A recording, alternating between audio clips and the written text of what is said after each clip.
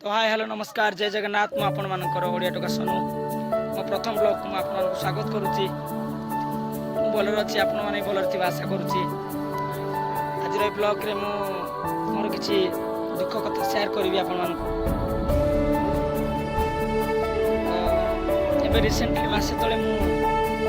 मो गांव पाखरे एक कंपनी अछि डुमटा बोली सेतिर जॉइन करथिले 2 दिन नै किंतु ड्यूटी फेरला बेले राति रे स्पीड थी गाड़ी तो से बाहर आसला बारी तो बहुत बड़ दुर्घटना घटीगला से दुर्घटना सहित मो दुईटा हाथ भांगीगला तो बाँ हाथ तो भल हो गला किंतु डाण हाथ जेहतु दुईटा ऑपरेशन होती बाँ हाथ टी कम होता कि डाण हाथ आम जो रिस्ट अच्छे टोटाल खसी जाता आप देखिपे तो मो भूल जो आउ थे ऑपरेशन हाँ पड़ो कहीं हाथ में भी मुझे ऑपरेशन होती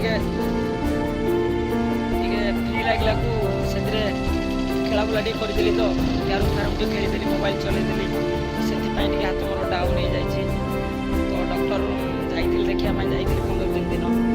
डॉक्टर कहते आउ थे ऑपरेशन करार अच्छी एक्सरे करी तो डॉक्टर कहला आउ थे ऑपरेशन कराया पड़ो तो